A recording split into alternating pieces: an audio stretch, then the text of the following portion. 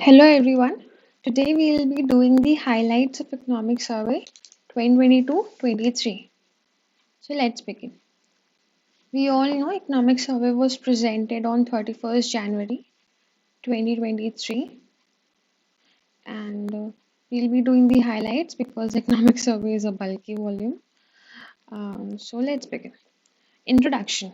Economic Survey presents a comprehensive analysis of India's growth trajectory, including the global optimism towards nation, focus on infra growth in agriculture, industries, and emphasis on futuristic sectors.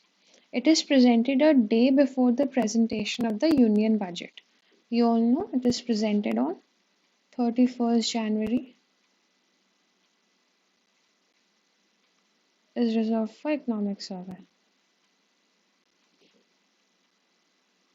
One day before budget is presented.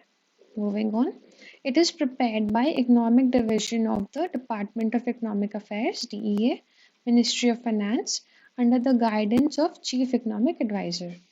The Economic Survey 2022-23 highlights that the transformative reforms undertaken by the government had lagged growth returns due to temporary shocks in the economy.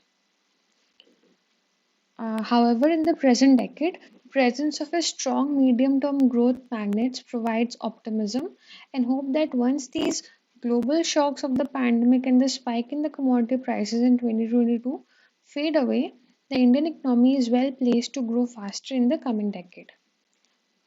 We'll be moving on to Chapter 1, State of the Economy Recovery Complete.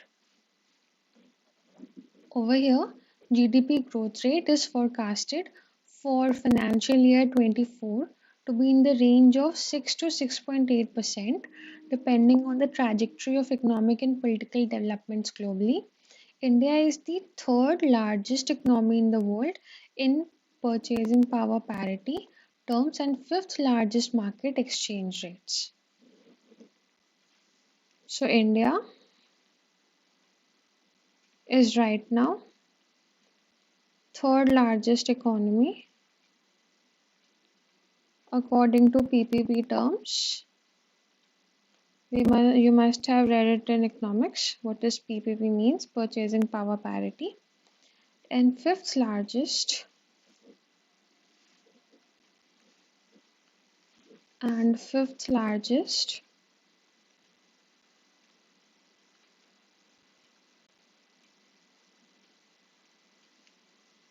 economy in market exchange rate.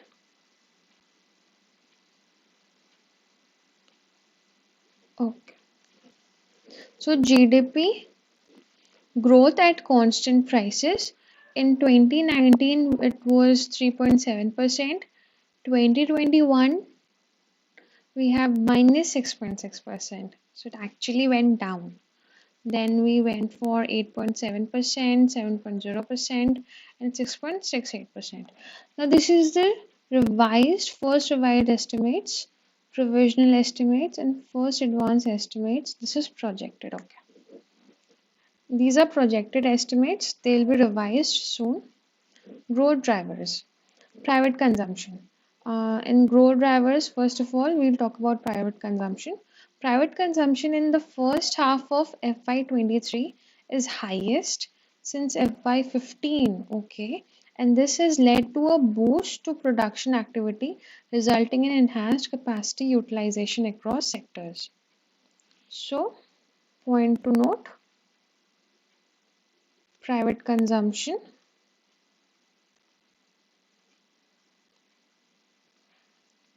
highest since 2015. Reason we'll see later. Capital expenditure, capex. Capex of central government increased by 63.4% during the first 8 months of FY23. Increase in private capex due to strengthening of corporate balance sheets and increase in credit financing. Then capex multiplier effect will result in at least four times increase in economic output of the country. That means our multiplier effect is four times. Now, what are the three major global shocks and their effects? First global shock definitely was COVID-19 and pandemic. It contracted global output. Second was Russia-Ukraine conflict, surge in worldwide inflation, and then policy rate hikes by central banks to curb inflation. That was monetary tightening, or we can say that was basically, and there's a term for it, taper tantrum. Taper tantrum. It, this is what it is. That Federal Reserve, US Federal Reserve, actually decreased their interest rate so much that all the funds, FDIs, diverted back to US economy. What happened? I think I might be wrong over here. We'll check taper tantrum later. Actually, I'll check it right now. What taper tantrum is? Um, I believe taper tantrum is lowering of Federal Reserve exchange rate. Taper tantrum meaning. Okay. Taper tantrum is, yes, reaction to the news of central banks slowing or stopping bond purchases.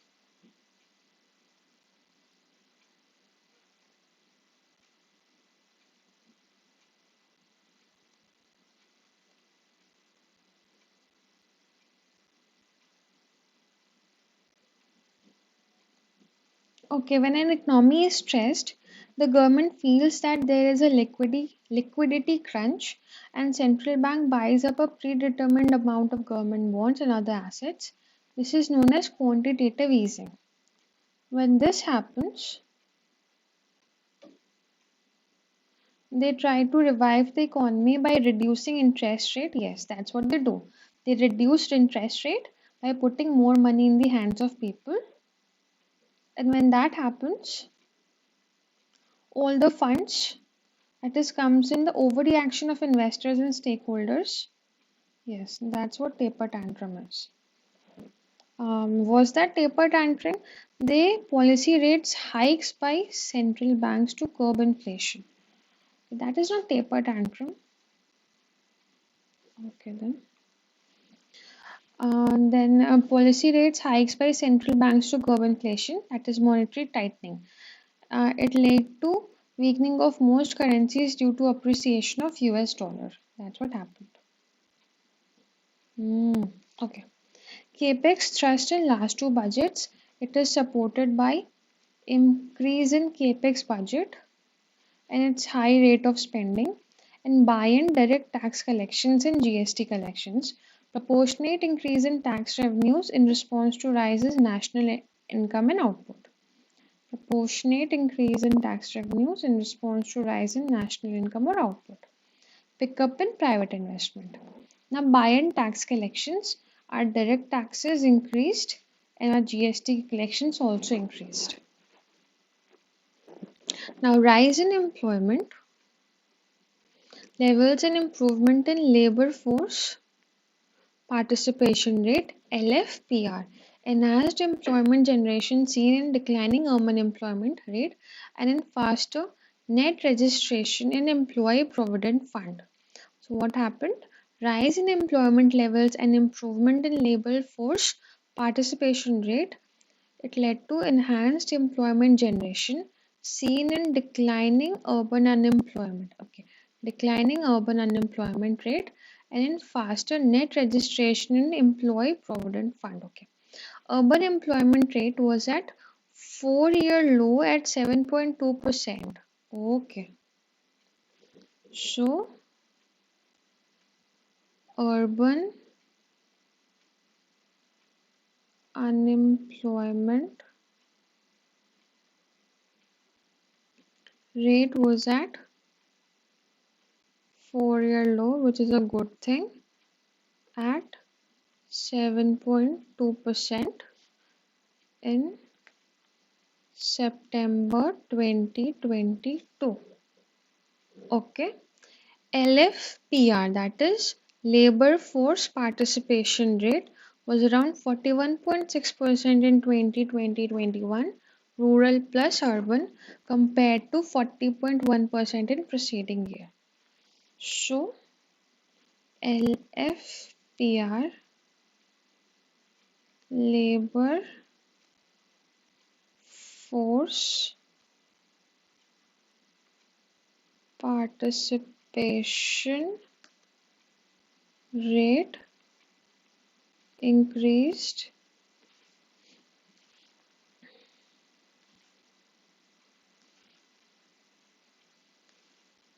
increased to 41.6% 2021 from 40.1% 2019-20. That is the pandemic year. Actually, I'll just get a shaped one. Oh, you know what?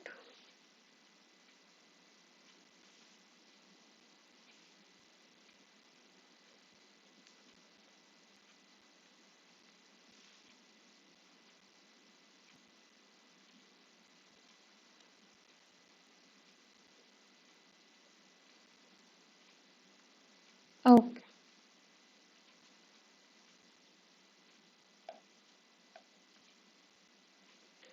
Then moving on, credit growth to MSMEs over 30.6% on average during January to November 2022. Credit growth. Okay. Credit growth to MSME credit growth is given at 30.6%. Then retail inflation back within RBI's target range, that is 2 to 6% under flexible inflation targeting framework. Okay. Then performance of Indian rupee performed well compared to other emerging market. Outlook 2023-24. Economic growth to be boosted from the expansion of public digital platforms and measures to boost manufacturing output. And knowing the term, what does purchasing power parity mean? They are the rates of currency conversion that try to equalize the purchasing power of different currencies by eliminating the differences in price levels between countries. That means if in UK bread is, let's say, zero point 0.5 euro, and in India bread is 50 rupees, so we compare these two as the same and then we devise the economic GDP via purchasing power parity. Okay. Capital expenditure, capex. These are expenditures of the government which result in creation of physical or financial assets or reduction in financial liabilities. These include expenditure on acquisition of land, building, machinery, equipment, investment in shares, loans and advances by central government to state and union governments, PSUs and other parties. Labor force participation rate. It is defined as the percentage of persons in labor force that is working or seeking or available for work in the population. That is pretty much clear. Moving on to the second chapter, India's medium-term growth outlook with optimism and hope. India's growth outlook seems better than the pre-pandemic years, and the Indian economy is prepared to grow at its potential in the medium term. Reforms for New India, Sabka Saath, Sabka Vikas, enhancing productive potential of economy and its people, efficient resource allocation, ease of doing business plus ease of living. It encompasses agricultural growth, energy transition, private sector participation, public goods for inclusive growth, and trust-based governance. Now, reforms. What were the reforms?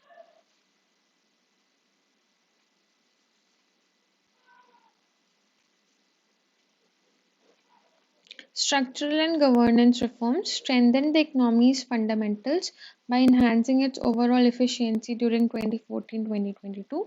These were based on the approach of Sabka Saath, Sabka Vikas and emphasized on building partnerships and among various stakeholders.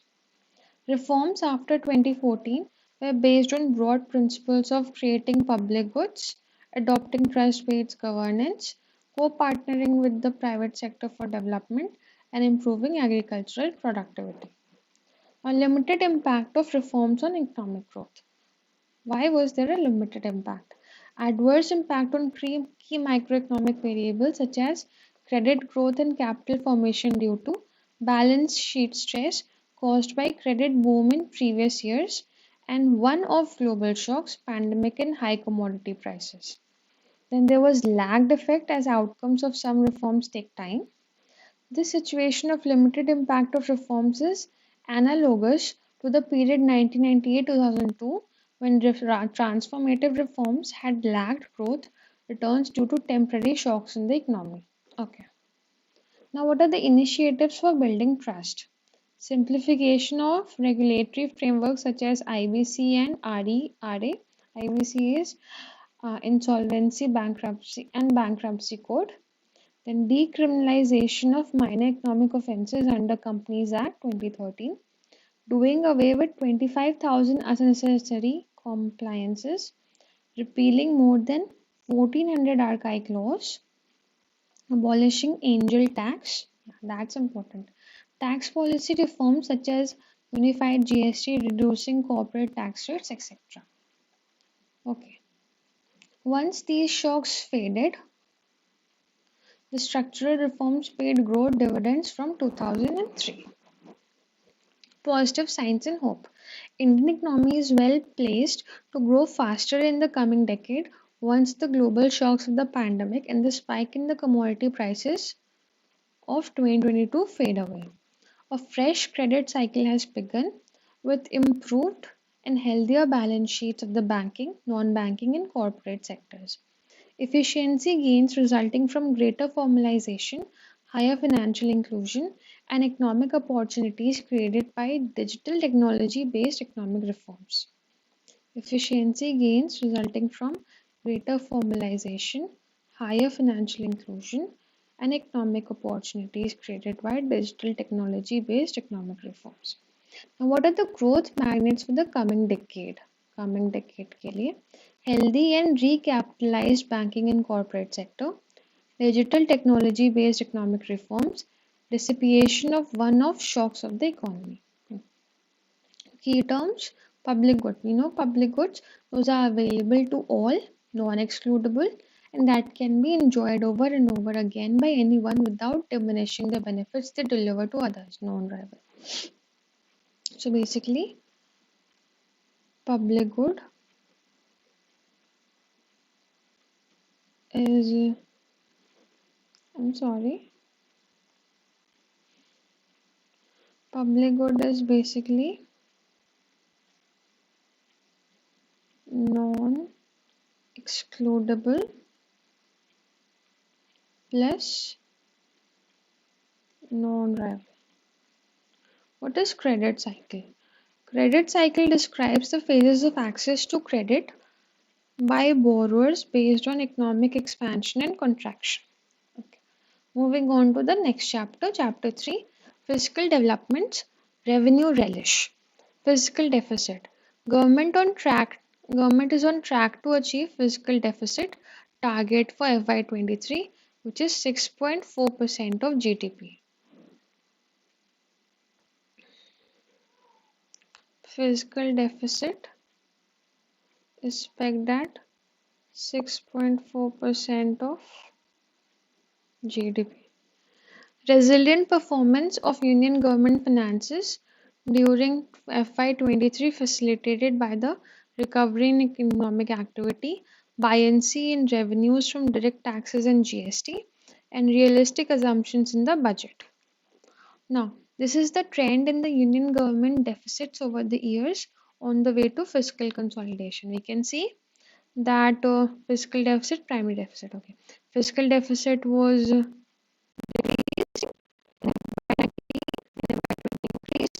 increased to 9.2, then decreased to 6.7. It's now 6.4. So we started off from 3.5%. That's a huge deal. We were at 3.5% and now we are at 6.4%. Okay, then. And primary deficit is right now 2.8%. We started off from 0.4%.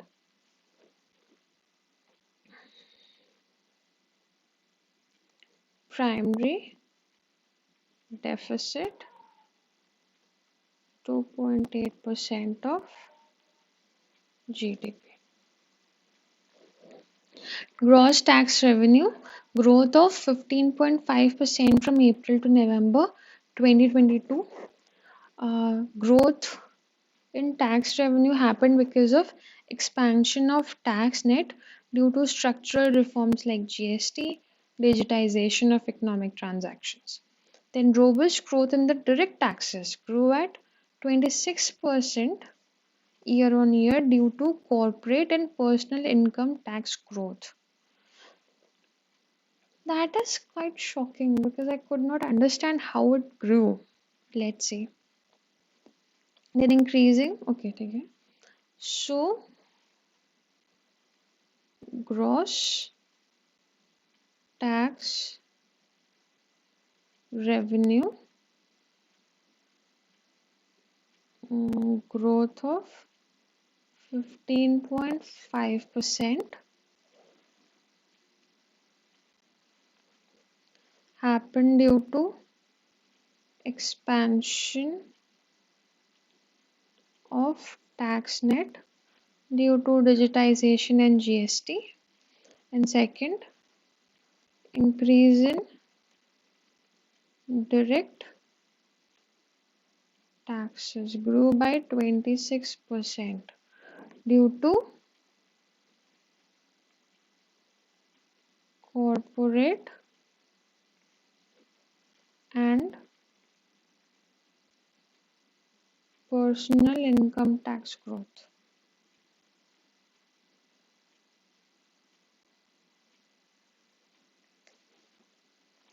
Then increasing GST collections. GST has stabilized as a vital revenue source for central and state governments, with the gross GST collection increasing at 24.8% on year-to-year basis from April to December 2022. GST taxpayers doubled to 1.4 crores in 2022. Improvement in GST tax collection has been due to the nationwide drive against GST evaders and fake bills and systematic changes such as rate rationalization, correcting inverted duty structure. Now, this is a figure of rising share of capital expenditure in center's total expenditure. Okay, we are coming to expenditure. Capital expenditure in FY18 was 12%, while in FY23 is 19%. Okay. And revenue expenditure was 89%. Right now it is 81%. Okay. Capital expenditure, CAPEX. Center's CAPEX has steadily increased from 2.5% of GDP from 1.7% of GDP. It is further budgeted to increase to 2.9% of GDP. So capital expenditure is 2.5% of GDP. Increasing trend. Center announced several incentives to boost states' capex in the form of long-term interest-free loans and capex-linked additional borrowing provisions. Emphasis of capex on infrastructure-intensive sectors such as road and highways, railways and housing, and urban affairs, has large scale positive implication for medium term growth. Then the government's capex led growth strategy will enable India to keep the growth interest rate differential positive, leading to a sustainable debt to GDP in the medium run. Revenue expenditure brought down from 15.6% of GDP to 13.5% of GDP, led by reduction in subsidy expenditure. Okay, so we have capital expenditure. I should write it so that we don't confuse it. Capital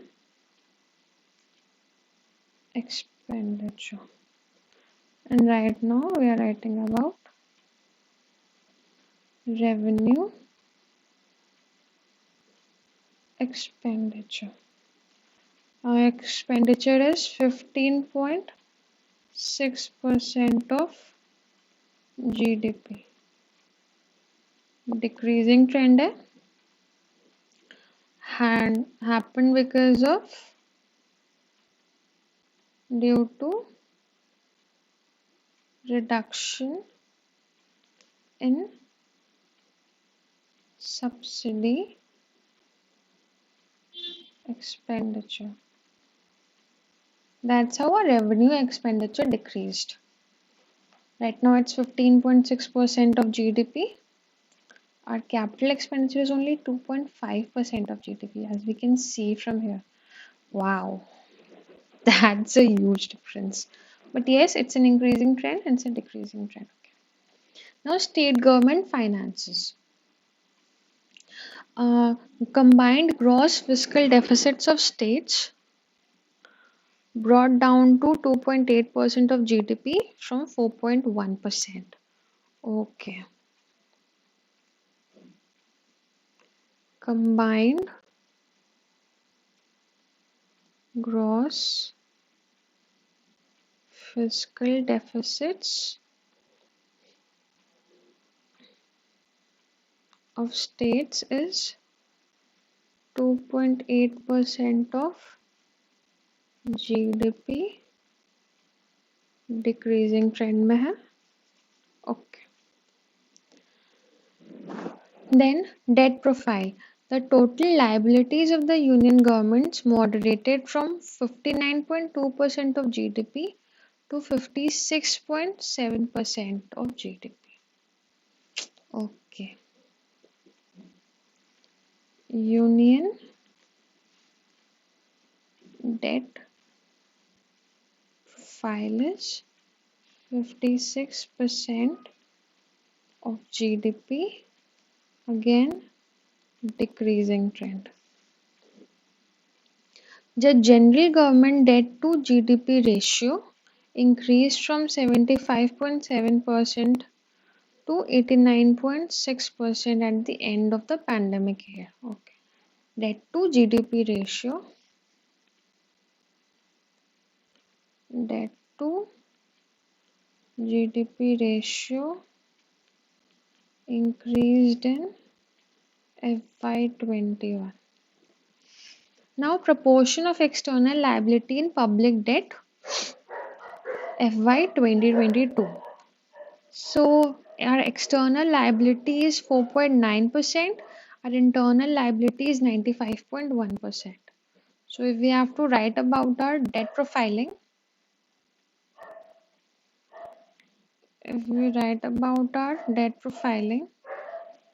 we can say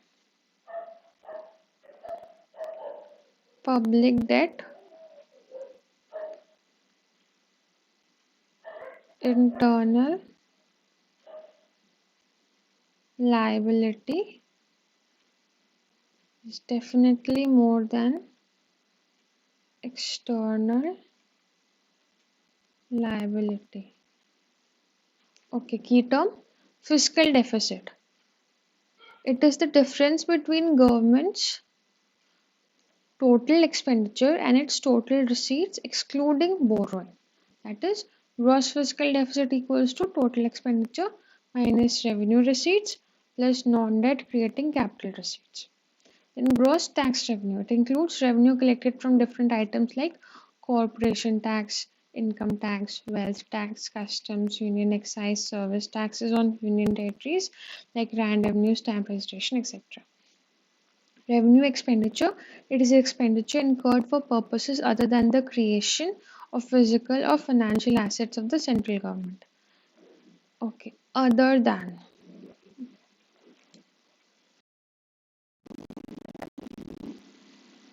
So, Chapter 4, Monetary Management and Financial Intermediation, a good year.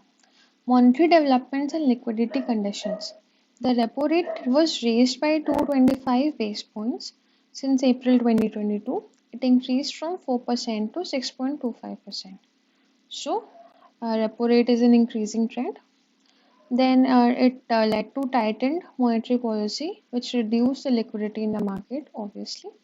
There is an increase in reverse money MO and broad money M3 by 10.3% and 8.7% year on year, respectively, whereas the money multiplier has remained stable at an average of 5.1%. So MO is 10.3% increasing trend, M3 is 8.7% increasing trend, and money multiplier is 5.1% constant. If we see the policy rates over here, we can see that all of them decreased till 2020. Then it was a stable one and then it started increasing. So yeah, that's the policy rates. It's the trend if they ask. It's not a uniform trend. Let's look at the measures of money supply since we have already dealt with it. Measures of money supply, reserve money, MO. Currency in circulation plus bankers deposit with RBI plus other deposits with RBI, that is MO. So reserve money is also known as high powered money or monetary base money, etc. So MO plus demand deposits equals to M1 and M1 plus savings deposits of post office saving bank equals to M2. M1 plus time deposits with banking system equals to M3 and M3 plus all deposits with post office savings is M4. Okay, now moving on. Monetary policy transmission. The lending and deposit rates of bank increased during FY23 in line with repo rate changes, obviously. Then developments in GSEC markets. The trading volumes in GSECs, including T-bills and SDLs, reached a two-year high, registering a Y-on-Y growth of 6.3%. The trading volume of GSEC was 6.3% and it was an increasing trend.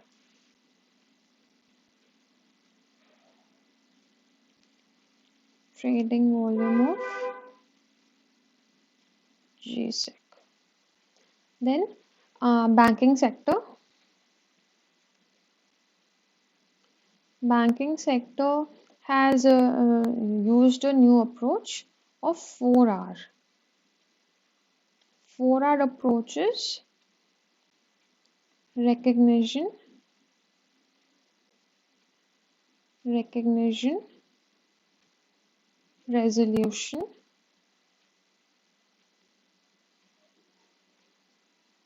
recapitalization,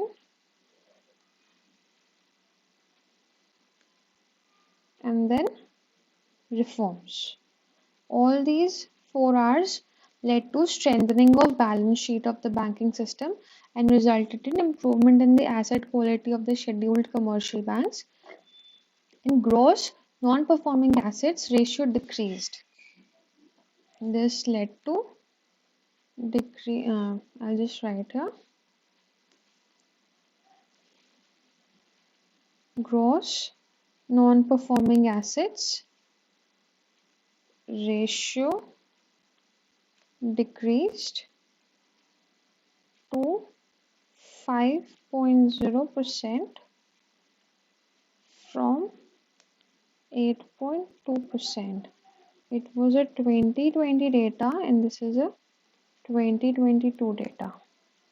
It's a 7-year low. So we can see it was a significant achievement of banking sector. Now credit growth and recovery. Non-food credit by the banks has been growing in double digits since April 2022. Non-food credit, okay. And there's a consistent rise of NBFC's credit as a proportion to GDP. The recovery rate for the banks through IBC was highest in FY 2022. Okay. So increasing credit dispersed to and by NBCs. Aggregate credit by NBCs and aggregate to NBCs. So earlier the credit by NBCs was lower than credit to NBCs. Right now the credit by NBCs is higher than credit to NBCs. Okay, so there has been a shift. Okay, we should write it. Non-food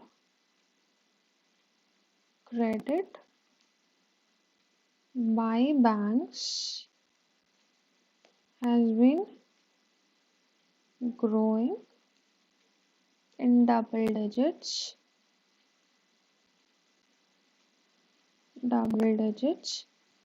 and consistent rise in NBFC's credit as a proportion of GDP. Then recovery rate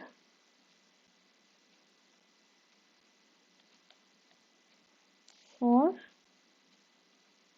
banks through insolvency and bankruptcy code was highest in financial year 22. Now we'll do, okay, there is no other term, let's do it. Monetary tightening policy. It's a policy which aims at decreasing the money supply by increasing reserve rates and interest rates and conducting open market operations. Then money multiplier. The money multiplier explains how an increase in the monetary base causes the money supply to increase by a multiplied amount. It is defined as the ratio of broad money over reserve money. That is M3 by MO is money multiplier. We did money multiplier somewhere, right? Okay. So money multiplier is basically M3 by MO. M3 by MO is money multiplier. Okay. Now, repo rate.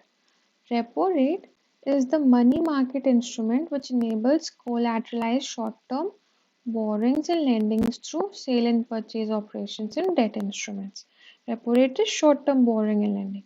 Under repo rate transaction, a holder of securities sells them to an investor with an agreement to repurchase at a predetermined date and rate. Okay. Government securities GSEC. GSEC is a tradable instrument issued by central government or state government. It is acknowledges the government's debt obligation. Then treasury bills. These are short-term GSECs issued by the government of India and are presently issued in three tenures, namely 91 days, 182 days, and 364 days. Then state development loans (SDLs), rated government securities issued by the state government. Now, development in the capital market, primary market. The number of IPOs almost doubled and the total funds rose by companies increased by almost 3 times. The year also witnessed the largest IPO ever in the history of India. Okay. IPO's initial public offering. IPO's highest in the history of India. Yeah, I saw that. It was around 75,000 crores or something like that. I don't remember exactly. I'll look into it and tell you. It is actually there in that video, capital market instrument video. Yes.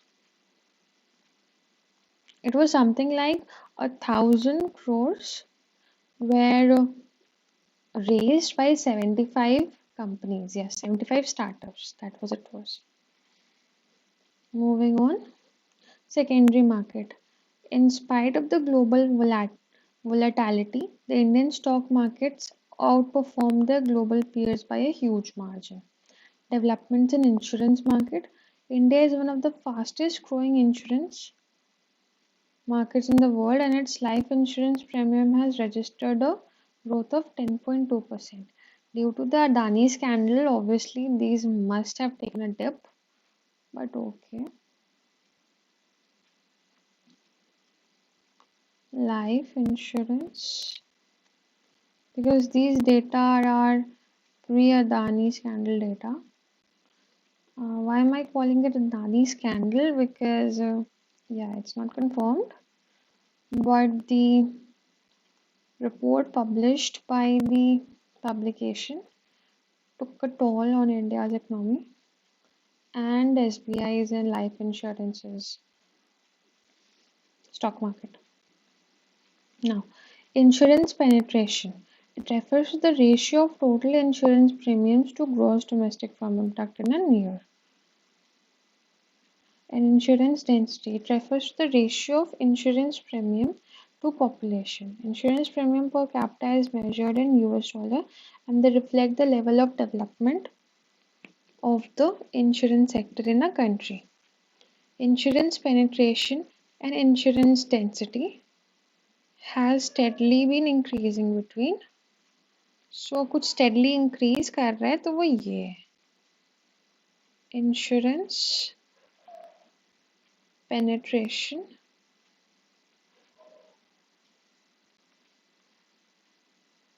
and insurance density steadily increasing. कब से? FY13 से FY22. Pension sector. The number of pension subscribers has multiplied threefold. Oh my god. So,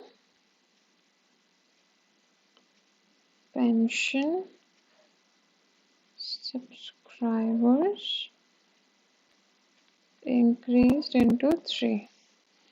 Moving on to chapter 5. Inflation, prices, successful tightrope walking.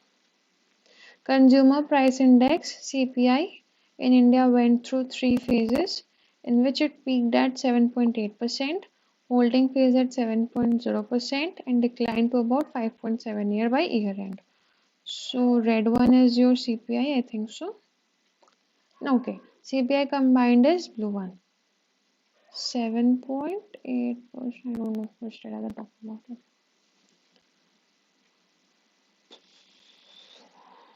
Okay.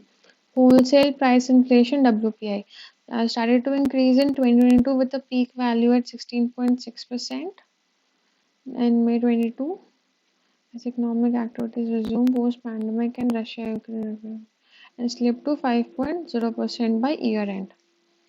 So I'll just mark the end of this chapter.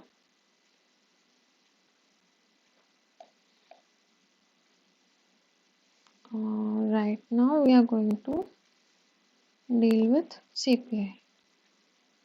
Consumer Price Index. I don't know about holding phase. So I'll just say peaked 7.8%, declined to 5.7% phases में था.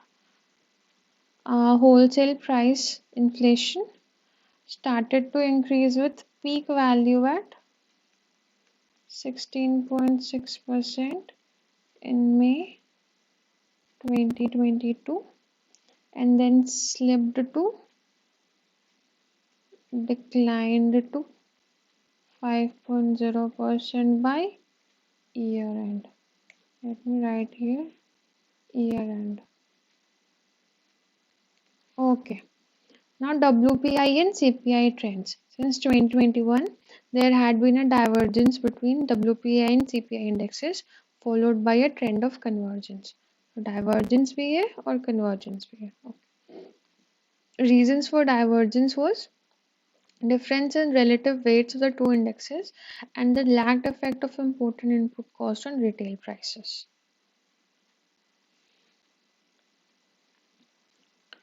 Divergence was because of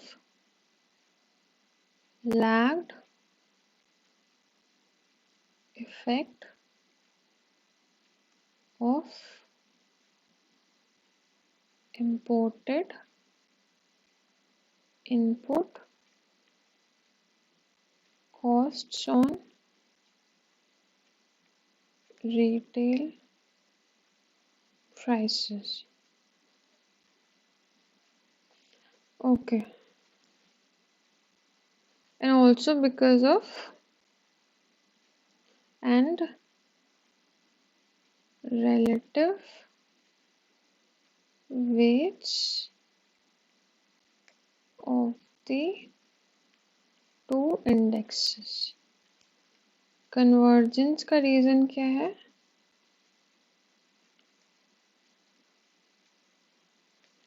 Convergence का reason है a cooling in WPI inflation to commodities such as crude oil, iron, aluminum, etc., along with the rise in CPI inflation fueled by the rise in services cost.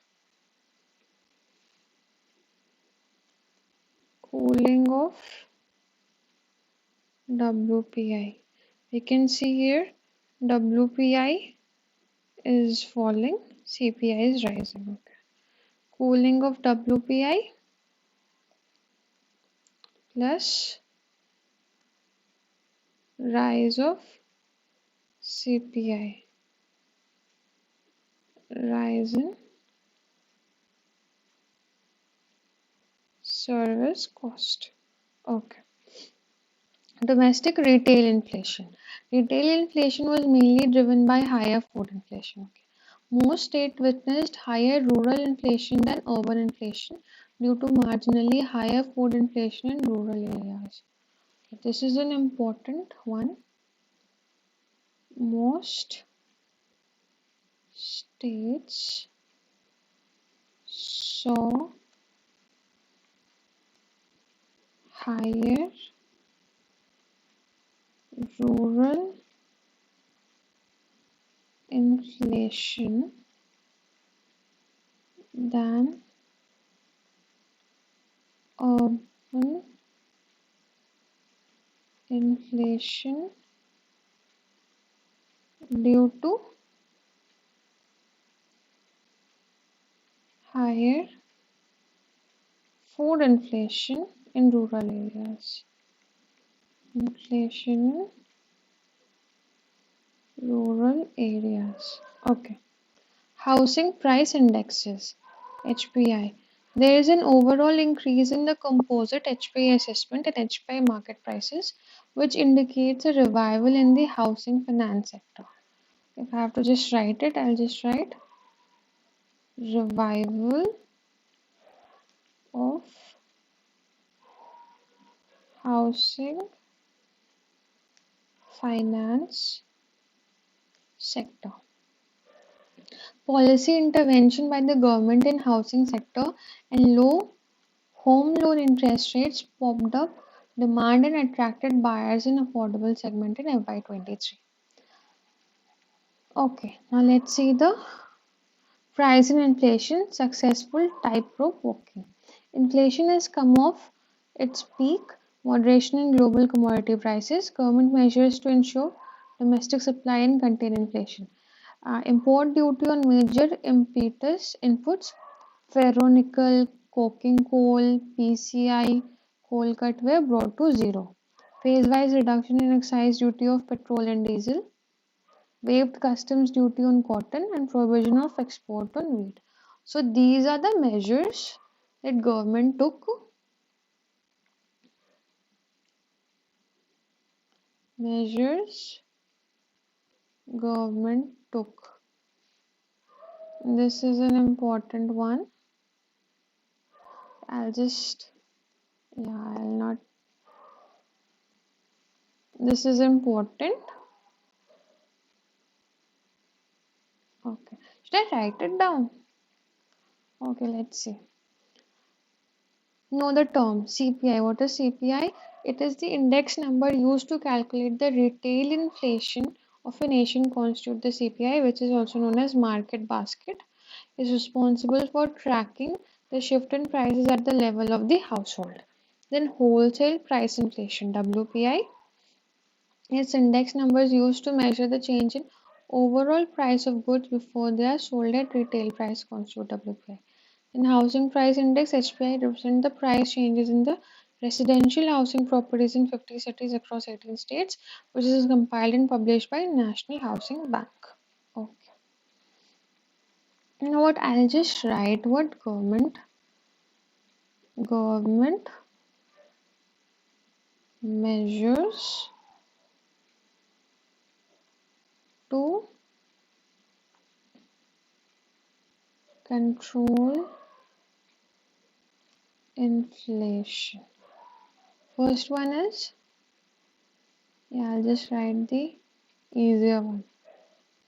Prohibition of wheat export. That led to a wheat crisis worldwide. Yeah, that happened. Waived custom duty on cotton. Then phase wise reduction in excise duty of petrol and diesel. And the last one is import duty on ferro nickel, coking coal, PCI coal, PCI coal cut were brought to zero. I'll have to see what does it mean. PCI coal cut were brought to zero. I cannot recall it, but I think it was something important. PCI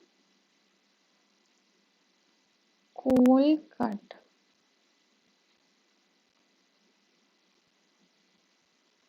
What does it mean?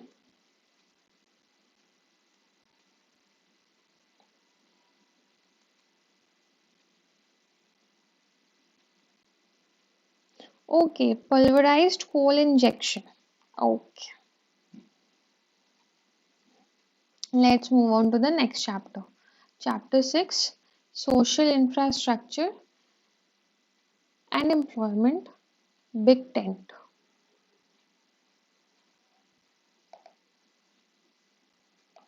And the share of expenditure on social services in the total expenditure in the government increased to 26%. The share of expenditure on health in social services has increased from to 26%. Okay. Improving human development parameters. India ranked 132 out of 199 countries in HDI report. 16.4% of the population in India are multidimensional poor. Just write it. HDI India 132 out of 191. 16.4%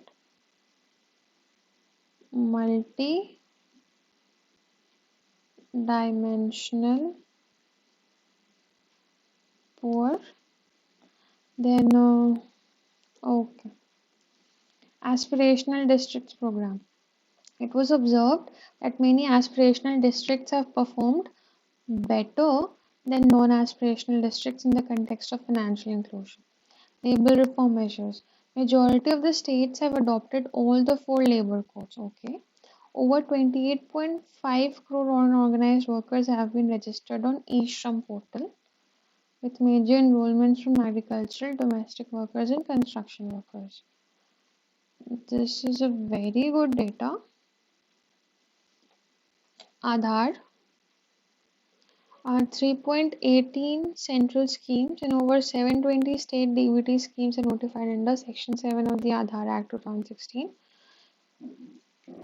We'll just see the trend. Trend in social service sector expenditure by general government, combined center and state. Okay. So expenditure, okay. It's an increasing trend. It decreased in 2021, but then yeah, it's increasing. Key usages of Aadhaar. Aadhaar usage in DBT, direct benefit transfer. Aadhaar enabled payment system. JAM, Jan Dhan Aadhaar Mobile, One Nation One Ration Scheme, PM Kisan Samman Nidhi, CoWIN and face authentication. Employment trend. Labor market में are recovered beyond pre-COVID levels in both urban and rural areas. Unemployment rate declining to 7.2%. Worker population ratio improved for both males and females in both rural areas. Periodic labor survey force. Okay. The survey highlights measures issues in calculating female labor force participation rate. Okay. Steady upward trend with food products industry, 11.1% employing the most as per the annual survey of industries. So, food product industry employing the most is this 11.1%. Okay. Then there's a net increase in the subscription of EPF and National Pension Scheme. Yes, we saw that. The number of persons demanding work under MNREGAs was seen to be around pre-pandemic levels. 70.6 lakh. Okay. Ensuring school education. The enrollments increased across all levels of schooling, except for pre-primary level. Reduced. So which one reduced? Pre-primary level saw reducing trend. School dropout rates at all have witnessed a steady decline for both boys and girls. Pupil-teacher ratio improved from 34 to 26.2. Okay. The total enrollment in higher education has increased to nearly 4.1 crore. Female enrollment has also increased. Total number of faculties in higher education is around 15.5 lakh. 57% are male, 42.9% are female. Skill development. Periodic labor force survey highlights that the formal vocational technical training among youth and the working age population has improved. About 1.1 crore persons have been trained under PMKVY, Pradhan Mantri Kaushal Vikas Yojana.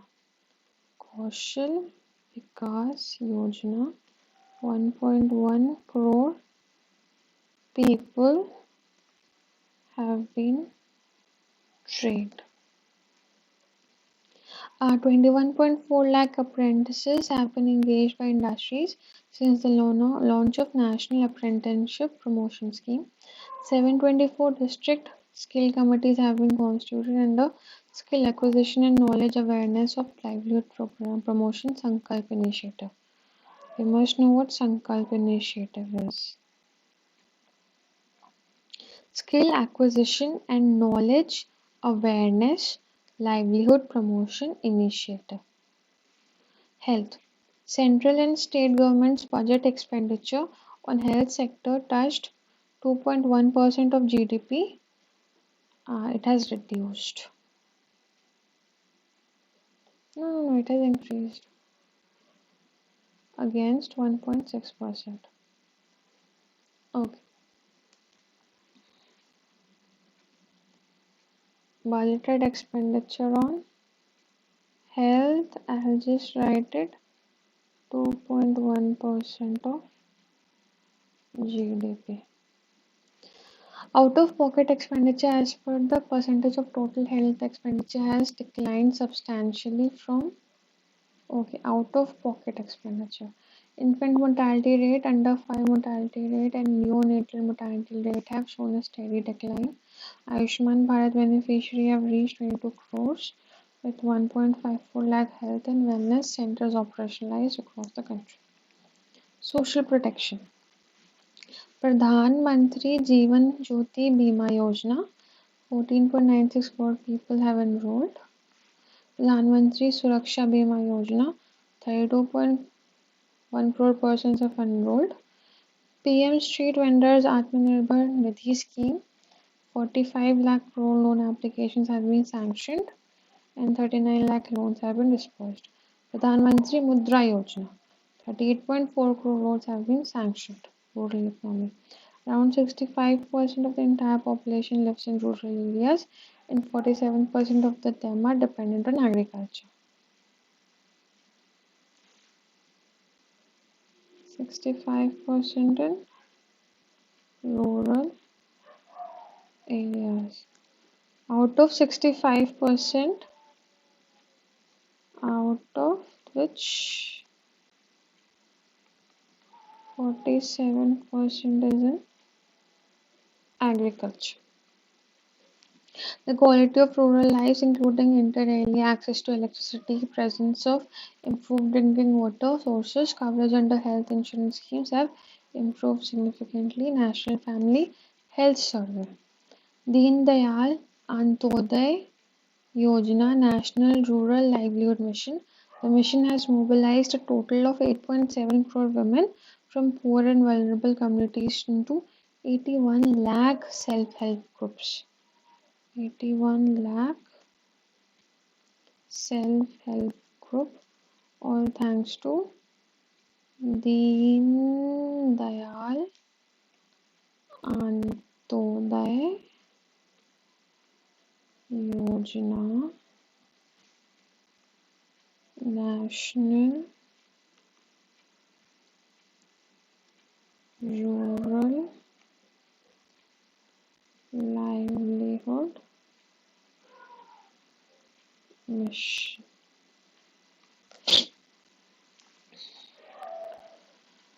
Rural housing. Pradhan Mantri Awas Yojana Gramin, 2.7 crores houses have been sanctioned, 2.1 crore houses have been completed. Drinking water and sanitation. Jal Jeevan Mission, 19.4 crore households, 11.0 crore households are getting tap water supply in their homes. Jal Dutap, 3.7 lakh wells have been measured and updated in central records. Swachh Bharat Mission Gramin, 1.2 lakh villages have been declared ODF plus. What is ODF plus? Okay. Andaman and Nicobar Islands have declared all its villages ODF plus model, thus becoming the first Swachh Sujal Pradesh. Andaman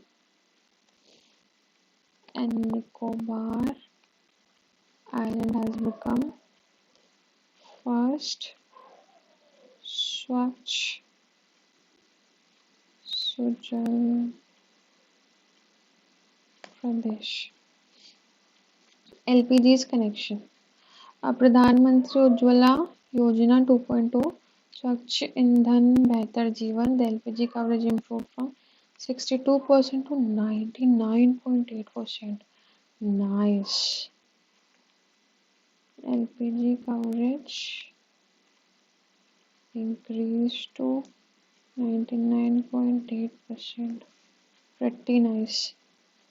Pradhan Mantri Gram Sadak Yojana has creation 7.2 lakh kilometers. Okay, let's see. Saubhagya Pradhan Mantri Sahaj Bijli Har Ghar Yojana and Deen Dayal Upadhyay Gram Jyoti Yojana. Universal. Okay. Completed its Objective of universal household electrification. Okay. So, भाग्य. Okay.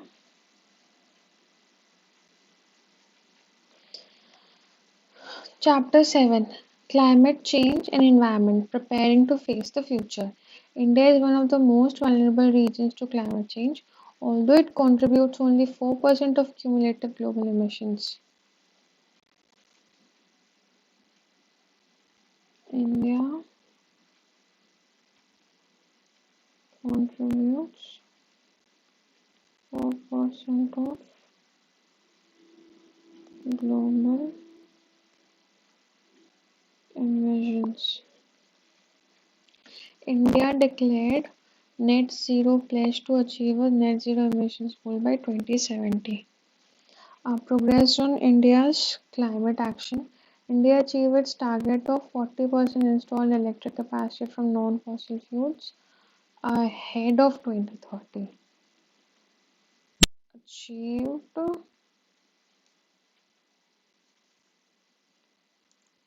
40% electric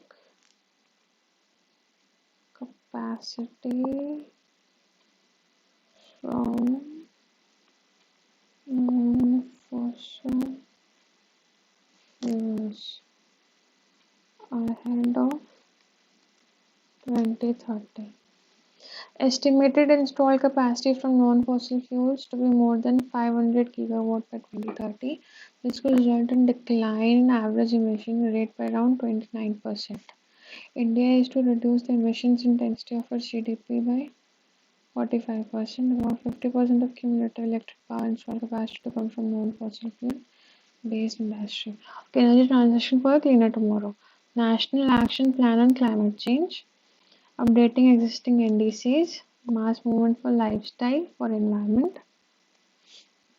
share of renewables in installed electricity capacity, PLI scheme for solar PV module semiconductor manufacturing, national green hydrogen mission, renewable capacity addition of 125 gigawatts, sovereign green bond. RBI auctioned two tranches of $400,000 crore worth bonds in 5 years and 10-year category. Nice. National Action for Climate Change. National Solar Mission. Solar Park, okay. National Mission for Enhanced Energy Efficiency. National Mission for Sustainable Habitat. National Mission for a Green India. National Water Mission, Jal Shakti Abhiyan, Catch the Rain 2022. National Mission on Strategic Knowledge and Climate Change. National Mission for Sustaining Himalayan Ecosystems. National Mission for Sustainable Agriculture. Difficulties in implementation of climate change policies. Citizens in developed countries are reluctant to change their lifestyles. Lack of availability of rare earth metals and critical minerals. Developments related to other environmental issues. So let's see. India achieved the goal of doubling the tiger numbers in 2018, 4 years before the targeted year 2022. So India has already achieved it. A ban was imposed on the manufacture, import, stocking, distribution, sale, and use of identified single-use plastic items. Then government published the Battery Waste Management Rules 2022 and notified the E-Waste Management Rules 2022. The National Green Hydrogen Mission, green hydrogen production capacity of at least 5 million metric ton per annum to be developed by 2030. Then cumulative reduction in fossil fuel imports of over 1 lakh crore and creation of over 3 lakh jobs, 6 lakh jobs by 2030. So what is the India's initiatives at global level? International Solar Alliance, ISA, Coalition for Disaster Resilient Infrastructure, Leadership Group for Industry Transition, Lead IIT. Okay. Then Chapter 8, Agriculture and Food Management, from Food Security to Nutritional Security. The performance of the agriculture and allied sector has been buoyant over the past several years. Enhanced access to credit, Kisan Credit Card facility extended to fisheries and animal husbandry. Perfect. In 2018-19, agricultural credit was about 13% more than the target in 21-22. Private investment in agriculture increased to 9.3%. So, worth noting, private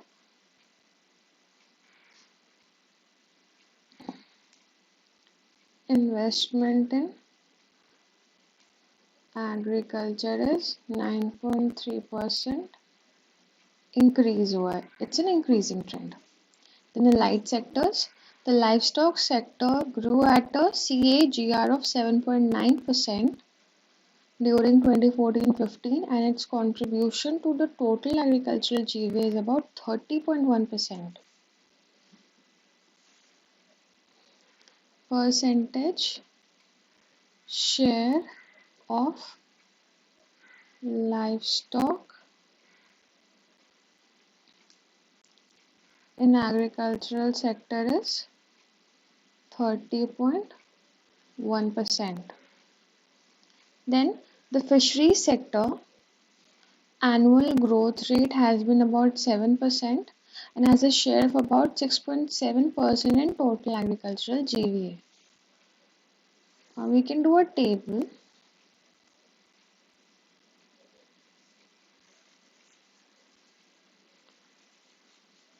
We can just make a table over here.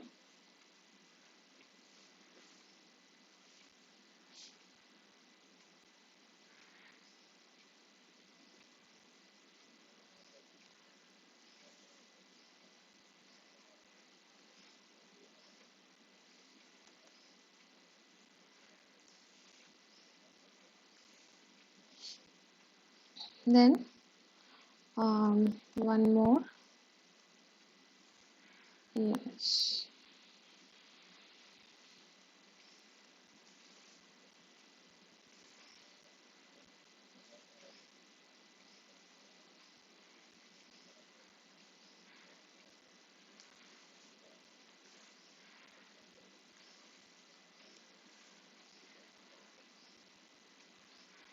Percentage share in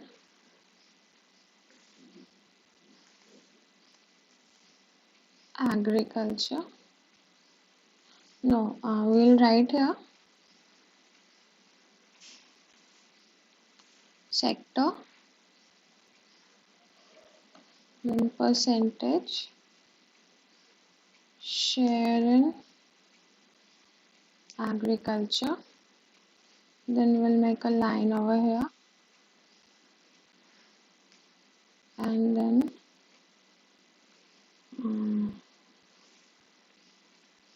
we'll make another line over here. This is how you make a table. Not this one. It's a little difficult because I have not done this before, but no issues. Yes.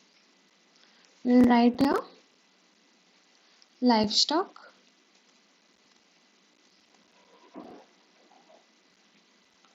it is 30.1% in 2021.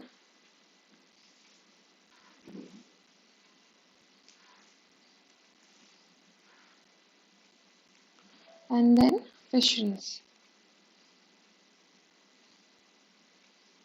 It's 6.7% in 2021. Okay. Took a little more time than I expected, but no issues. Then allied activities. Growth rate of GVA at basic prices. At 2021 is 3.3%. expected to grow at 3.0% and 3.5%. Then dairy sector is the most critical component of livestock sector, employing more than 8 crore farmers directly. Okay. Cooperatives hold the key to rural economic transformation.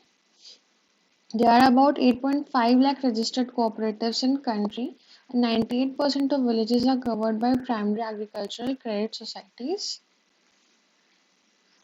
98% of villages are covered by primary agriculture credit societies. Facts. Around 19% of agricultural finance is through cooperative societies. It's not the highest share, but yes, it's a major contribution. 19% of agricultural finance is done through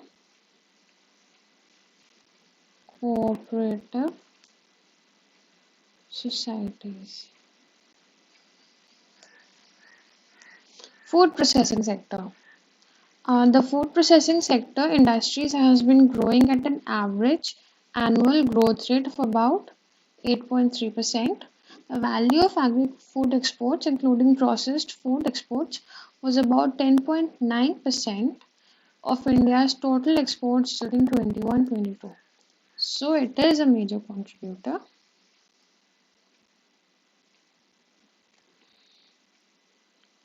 Agri-food exports, including processed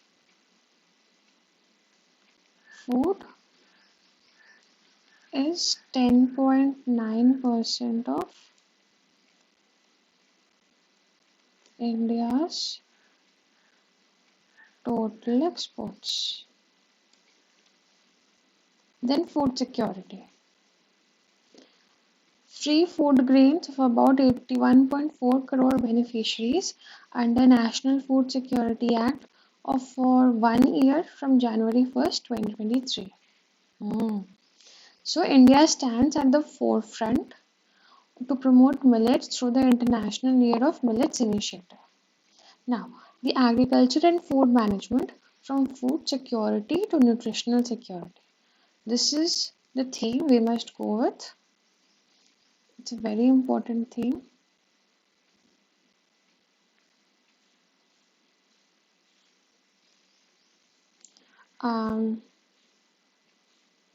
MSP for all mandated crops fixed at 1.5 times of all India weighted average cost of production since 2018. Continued growth in institutional credit in agricultural sector. 315.7 million tons of food grains produced in India in 2021-22. 11.3 crore farmers covered under PM Kisan for financial support. Post-harvest support in community farms via sanction of 13,681 crore under AIF. National Agricultural Market Scheme (ENAM) covering 1.74 crore farmers and 2.39 lakh traders. Now Chapter 9. Industry Steady Recovery. The industry sector contributed to about 30% of total gross value added in the country in the financial year during 12 to 21 and employed over 12.1 crore people. So if we have to write contribution of industries in GVA 2012 to 21 का बता रहा data 30%. Overall gross value added by the industrial sector rose 3.7%, which is higher than the average growth of 2.8% achieved in the first half of the last decade. So, what is industrial growth? Growth rate of GV at basic prices.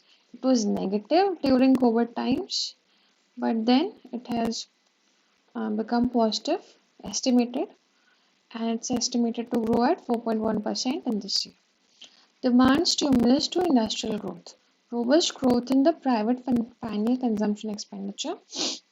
Export stimulus during the first half of the year. Increase in investment demand triggered by enhanced public capital expenditure. Strengthened bank and corporate balance sheets. The supply response of the industry to demand stimulus has been robust. PMI manufacturing has remained in the expansion zone for 18 months and the index of industrial production grows at a healthy pace. Sector-wise FDI equity inflows during April to September 2021. So the highest contributor is service sector, obviously 22%. Sorry, highest is 34%. Computer software and hardware. This is the highest contributor of FDI in India. Then it's services. Then we have telecommunications, trading, automobile, construction, chemical, drug and pharma and others. 8 core industries. Growth was steady, reflecting on a broad momentum in the industrial activity. Okay. Then credit to MSMEs has grown at an average of around 30%. Credit to large industries has been showing double-digit growth. Now, know the term flipping. The process of transferring the entire ownership of an Indian company to an overseas entity, accompanied by a transfer of all IP and all data hitherto owned by the Indian company. Okay. FDI inflow in manufacturing sector. Annual FDI equity inflows in the manufacturing sector have steadily increased over the last few years. India has become the third largest automobile market in December, surpassing Japan and Germany in terms of sales. So India has become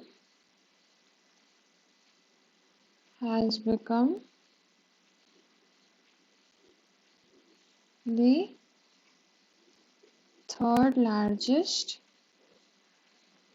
automobile market.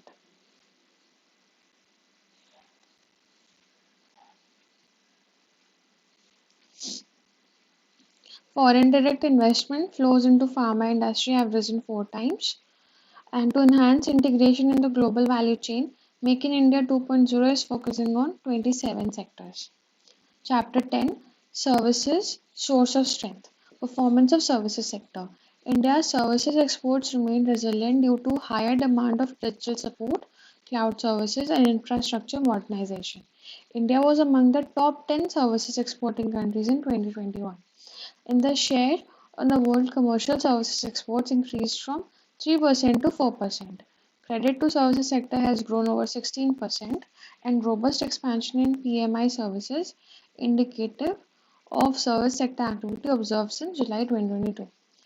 So it was negative growth in 20 COVID years. Now it's positive and expected to be 9.1% in this year.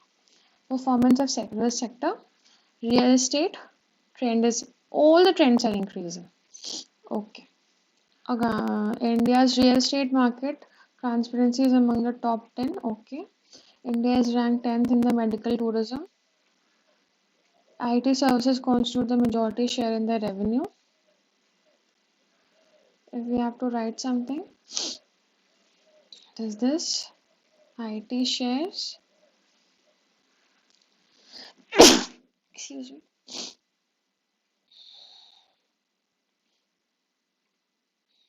The majority revenue. Then e-commerce market has projected a growth of 18% annually. India took the lead with the fintech adoption rate of 87%, substantially higher than the world average of 64%. Okay. Now FDI and services. The World Investment Report 2022 of UNCTAD placed India as the seventh largest recipient of FDI in the top. Okay, so India is the seventh largest recipient of FDI.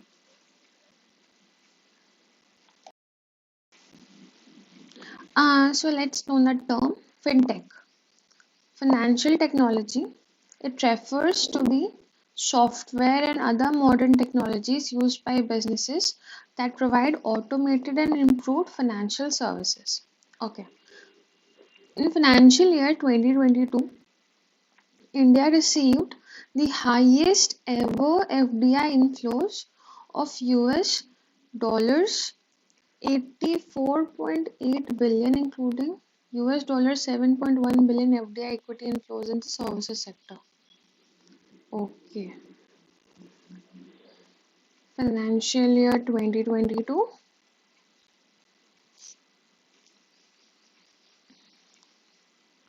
India received the highest ever FDI inflows of $84.8 billion. Moving on to chapter 11, external sector, watchful and hopeful. Trends in merchandise trade, all-time high, annual merchandise exports of US dollars 42.2 billion in FY 2022. Now, who are the top remittance recipients in 2022?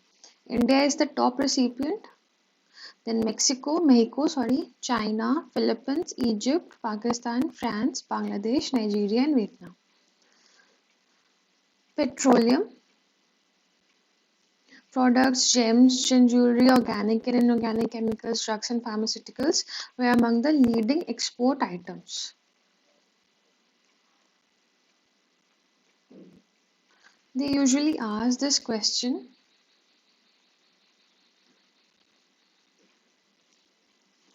leading export items were petroleum,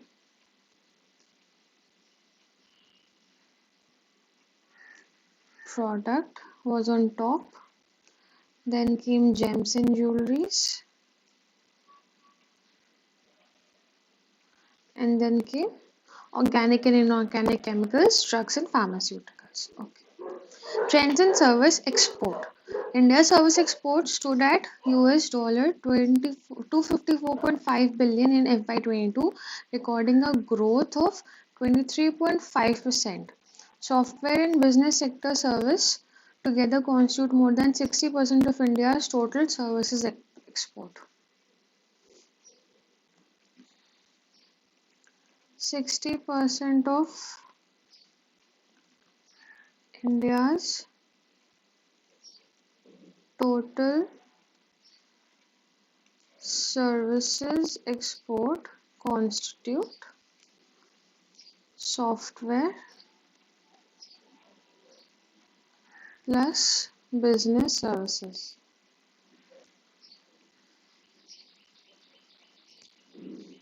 Moving on, foreign exchange reserves. As of December 2022, Forex reserves stood at US dollar 563 billion, covering 9.3 months of imports.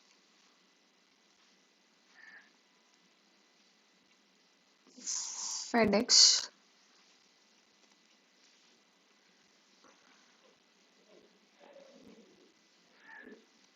FedEx is different.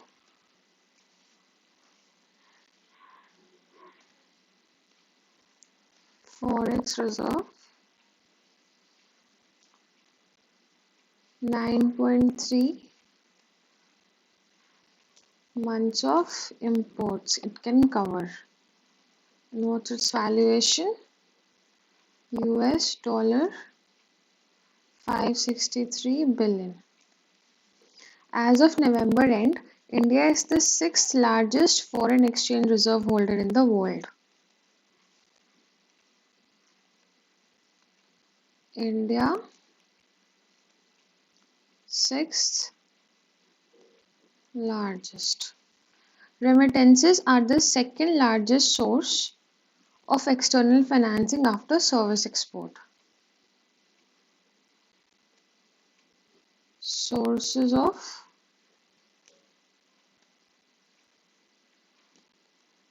external financing.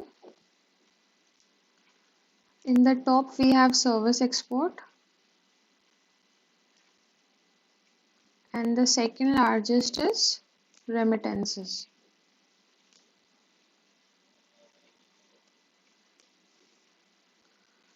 Balance of payment. Current account deficit has widened due to rise in oil prices. Surplus of the capital account was lower than the CAD, leading to a depletion of forex reserves. Current account deficit widened due to rise in oil prices, and surplus of capital account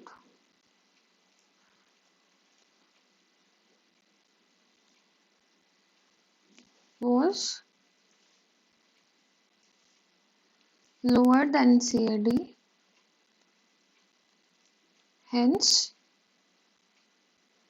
forex depleted.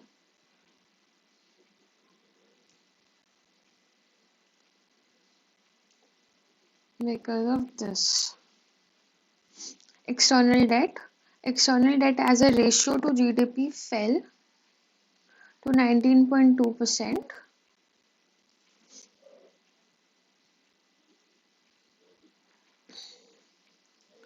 External debt to GDP ratio is 19.2%. It is a decreasing trend. India has relatively low levels of total debt as a percentage of GNI and short debt as a percentage of total debt. Okay. So we have long debt. Okay. We'll come back to this one later because right now I'm not able to understand what it means. Later. Just write a later. Or look into economic services, what they mean by this. Look into economic services. Sorry, economic services. I'm so sorry. No, the term. Free Trade Agreements, FTA. It is an agreement between two or more countries where agree on certain obligations that affect trade in goods and services and protections for investors and intellectual property rights, among other topics. Remittance, that is money that is sent or transferred to another party, usually overseas. Remittances can be sent via wire transfer. Current account deficit, CAD. It is the shortfall between the money received by selling products to other countries and the money spent to buy goods and services from other nations. It is the shortfall between the money received by selling products to other countries and the money spent to buy goods and services from other nations. CAD. Okay. General government debt to GDP ratio. It measures the gross debt of the general government as a percentage of GDP. It is a key indicator of the sustainability of government finance. Okay. Growing and diversifying trade. In the year 2022, India signed Economic Cooperation and Trade Agreement ECTA and Comprehensive Economic Cooperation and Agreement CECA with Australia and UAE respectively. India signed ECTA and CECA with Australia and UAE respectively. India diversified its market and increased its exports to Brazil, South Africa, and Saudi Arabia. Okay. Chapter 12, Physical and Digital Infrastructure. Government's vision for infrastructure development, physical public infrastructure. Public-private partnership. India Infrastructure Project Development Fund Scheme (IIPDF) scheme with 150 crore rupees outlay, launched in 2022. National Infrastructure Pipeline (NIP) and Project Monitoring Group (PMG) portal linked to fast track approvals. The National Monetization Pipeline target is envisaged to be 1.6 lakh crore rupees. Gati Shakti. PM Gati Shakti National Master Plan creates comprehensive database for integrated planning and synchronized implementation across ministries and departments. Electricity sector and renewables. Government has sanctioned 59 solar parks in 16 states. The total installed park capacity, which is demand of 1 megawatt and above, increased from 460 gigawatt to 482.2 gigawatts.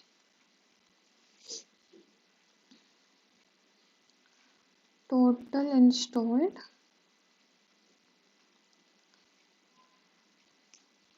power capacity is 482.2 gigawatts, making Indian logistics globally competitive. National logistic policy accelerated inclusive growth, rapid increase in national highways, roads construction with 10457 kilometers NH and compared to 6000 kilometers in 16.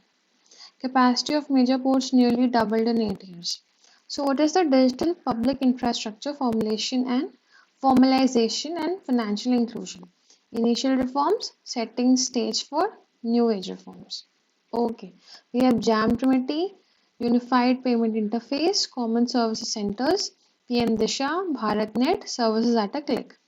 Now we're going to have faceless assessment, e-way bill, FASTag, we have digital assets, CoWIN, Open Network for Digital Commerce, Account Aggregator, Open Credit Enabled Network, Digital Repository for Financial Inclusion, Robust Data Governance.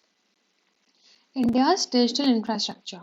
UPI based in transaction grew in value, oh my god, 121% and volume 115% between 2019-2022.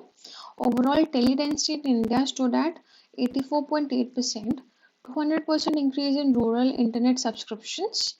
Under account aggregator, consent-based data sharing framework is currently live across 110 crore bank accounts. What is digital public infrastructure? Refers to digital solutions that enable basic functions essential for public and private service delivery, as is identification, payment, data exchange systems, and governance systems.